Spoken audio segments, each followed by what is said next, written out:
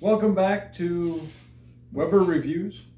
We've got that pause in the beginning, so I guess I keep answering because it's my fault for counting. But today what we're going to talk about is games that we have broke out with the family or will work really well for breaking out the family. We may put this one up next just because the holidays are coming, and when even if you can't get together in person, some of these are games that you could probably play virtually, or maybe you can keep them in the future when hopefully we're all able to get back together again. By the way, this is being recorded in 2020, so the pandemic has limited the amount of time you can, but maybe you're getting together to help Grandma and Grandpa and you've kept your bubble small, and some of this stuff really works well. So you started the last one, so I can start, because this is one of the best things ever invented. Now, this happens to be a pinochle deck. My wife picked out pinochle. Yeah, oh yeah, pinochle instead of a normal 52 card deck, but any of them. I've played pinochle and I've played euchre. Oh man, my family does euchre and we go Midwestern. Yeah, I grew up in Michigan. My dad loved it. Mom loved it. Grandma loved it. A deck of cards, be it pinochle or standard 52 card deck, most people know some of those games, and you can break it out, even if it's just poker. You know? Poker, rummy. Yep. You know, you got littles. I mean, there's nothing wrong with Gold Fish. It's a classic for a reason. And there's a lot you can do with a deck of cards. And obviously, a lot of the partner games, pinochle, canasta, work really good with a group of people. I can't say I actually know how to play bridge, but if you do, go for bridge. And I know that sounds like a cop-out, but a lot of board gamers kind of look down upon it. Not necessarily everybody, and I bet you there's a lot of people that would immediately post, hey, I love euchre, pinochle, poker, rummy, canasta. That's true, and that's great. But let's not forget the humble playing cards. And that's something we almost always play pinochle at all my family gatherings. My father would like to say that he refuses. He likes to quit every time it starts to deal, but I think he secretly enjoys it. Yeah, and the best part is he's not watching these videos, so it doesn't matter. Yeah. Okay, so a lot of the roll and writes are great, and these are games that if you wanted to play virtually, you could, because literally you need a piece of paper and you're rolling dice and looking at it. Yeah. So if it's something you wanted to do with friends away, totally you could. This is just, you have the map of the US and you are rolling dice and you have to match the number and the color, but when you put a new number in, it has to be within one of all the surrounding numbers. So obviously when you start, this is really easy. It gets harder as it goes on. Really simple, easy game. You can talk and you can visit as you do it. As many people as you want can really play it. You kind of reach a certain limit, but I yeah, think it's pretty good. This says 1+, but you know, I mean, you wouldn't want to play it with 50 people, but you could easily play it with 6 or something, which makes it really good for large gatherings, and you don't feel like you have to put a ton of brain power into it, so you can be chatting and visiting while you're playing. That's Rolling America, by the way. I don't remember if we said the name. Oh, Rolling America, yeah. But any of the roll and writes, there's a bunch of really similar ones. What's the Q one? Oh, Quicks. Quicks. Any of them would work in that place. Yahtzee. Don't forget the Yahtzee. Kismet. Kismet's even better. Don't forget the Yahtzee. Kismet. Yahtzee. All right. We've talked about this before, but this is a weird one. I like it a lot. It's a word game. Word on the street is you're pulling back and forth, and what you've got is a bunch of these chunky tiles. And I'm going to open it up, because you know why? Because I can. You got a bunch of these chunky tiles. I mean, they're just letters, main letters. And a card that says a word, you know, a healthy food or an emotion. And then you state a word with it, and you pull the letters towards you, provided you spell it right. It works great. Any game that's teams tends to work really well, so party games work really well. But this is really a fun word game that I think flew under the radar. Not a lot of people know about it. And because, you know, you can get as creative or as simple as you want, it works with a lot of different age groups. Yep. So sometimes it's really hard to find stuff that you can play with the 8-year-old as well as you can play with the grandma. And that's a game that would be easy to play multi-generational. this is for sale, and this plays 3 to 6. And this is a great game because you're just bidding on houses, and they're really fun-looking houses. He opened a box, so I get to open a box. Woo! This does not belong in this game. We'll put it in the game because it's. You start with these different houses you're getting, and you can see that's just a tunnel. That's a pretty nice-looking house. And the idea is you're going to get the best house, then you're going to try to sell them for the most money.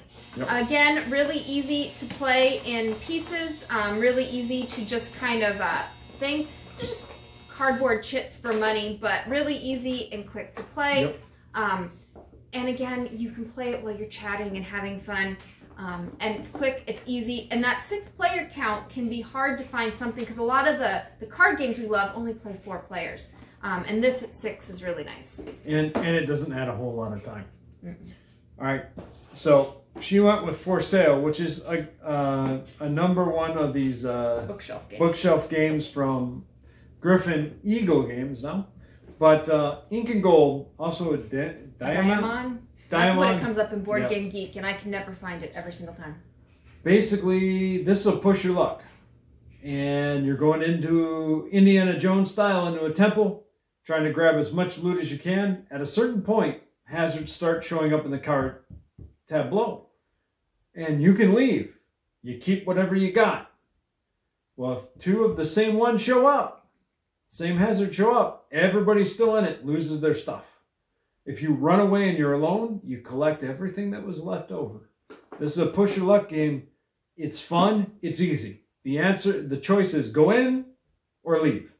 Fun part about this is it'll go up to 8, and it doesn't change the time frame. It plays 8. Everybody hoots and hollers and come on, come on, come on. Oh, another one. It's great.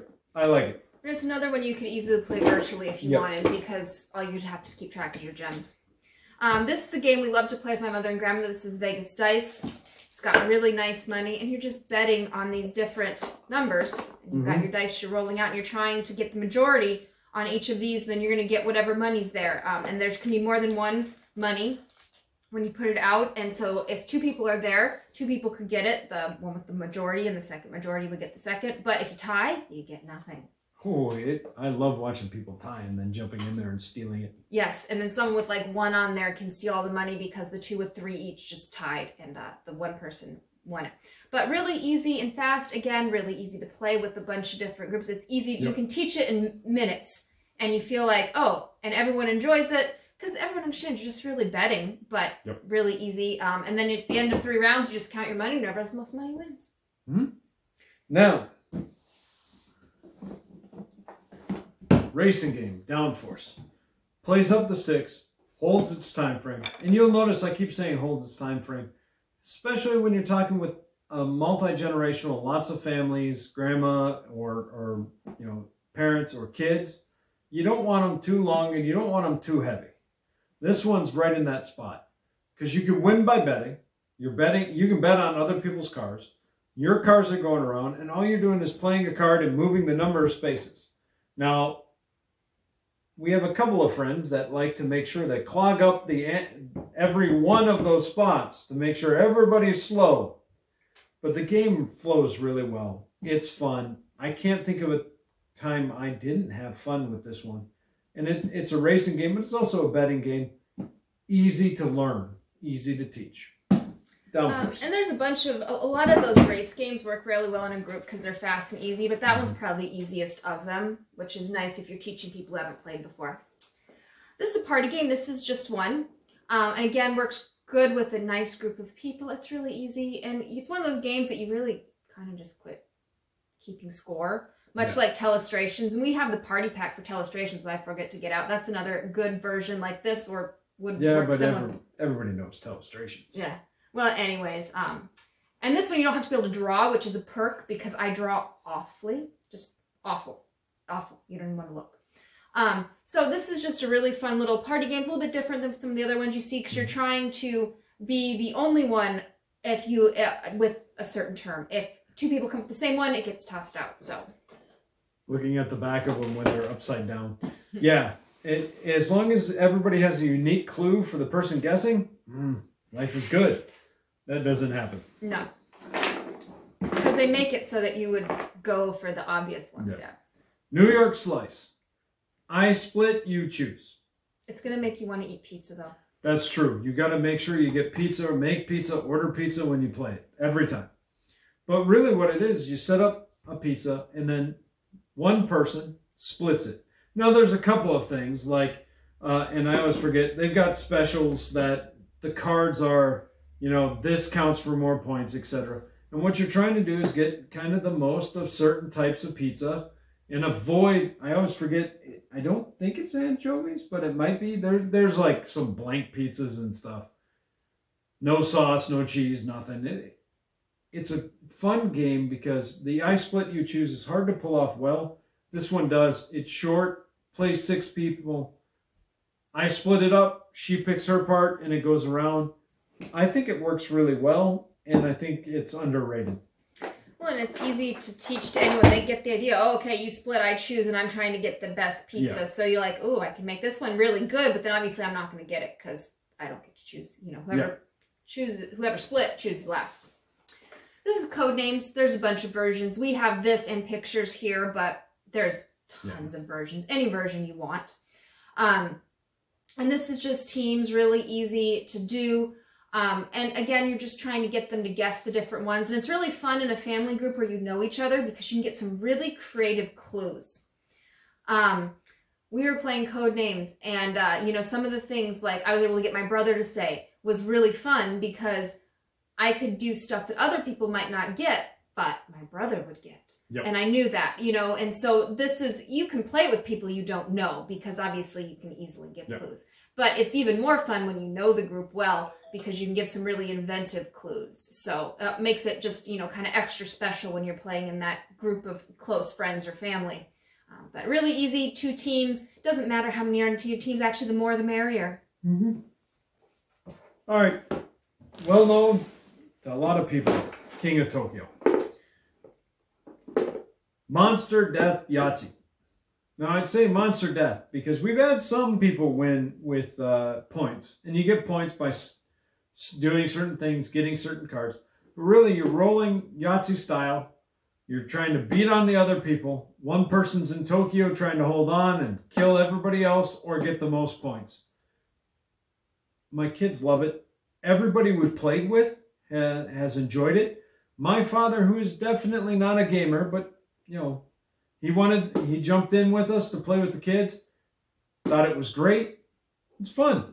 Well, and this plays up to 6, and what it does is if you play within that 5 to 6 realm, it adds a Tokyo base. You have 2 monsters at a time, which then makes it not take extra time. Yep. So you can play with the more people, and the attrition doesn't go on forever. Yep. And honestly, like my mother usually wins by just getting points. She doesn't fight anyone. She just sits back there collecting points and creams everyone. Well, until Adam figures it out. Yes. One of the things you like to watch as siblings, our kids like to just beat up on each other, and then we win because they spent their entire time beating up on each other. Which I'm okay with. Yes, we let them do it. Yep. It's at least virtual beating up. There's no blood involved. Yeah. This is Ticket to Ride. I have pretty much every version of Ticket to Ride there is. Any of them works. We picked this one because this plays 5 players. Some of them only play 4, some play 5, some play 6. Yep. So you can just kind of look at the different counts. The plain old Ticket to Ride USA is really nice if you're teaching people because it's really easy. But obviously, if you're not in the United States, Europe's another great one. Yep. The thing about Ticket to Ride is all it is collecting match sets and then building routes. You can teach it in 2 minutes. There's 3 choices each turn. Do I put down trains? Do I take cards? Or do I get new routes? Those are your only choices, which makes it really easy for new people because they don't feel like they're overwhelmed by choices. Oh, okay, these are my only choices. I can do this. So really easy to teach. You can play it with little kids, older ones. They put out the small box versions of them, and the plus of that for a family gathering is they usually are much shorter games. These tend to run about 45 minutes if you're playing at the full complement, but you would easily be probably 30 minutes or under for the little versions. So depending on how much time you have and how many people you have, that gives you a lot of variability in the game. And those small boxes, you can find them for $15. And they travel really well. We usually, when we go visit his parents in Michigan, we always take one with us because it's easy to stick in a suitcase and take with and pull out. Whereas this would be much harder for us to travel with. We can travel with the small boxes. So that's stuff that games that work really well with family and work really well in large groups. Yeah, and it's a lot of times hard to find games that suit a wide variety of people and a wide variety of gaming backgrounds. And these usually will work well. And, you know, as I said, we don't underestimate the classics. We didn't mention things like, you know, Scrabble or Monopoly, but if your family loves them, by all means, get them out and play them. Enjoy them. Mexican trained dominoes. Yeah. All right. Candyland with the little kids. There's nothing wrong with playing Candyland with the 4-year-old. Depends on a 4-year-old. All right. Thanks. Bye.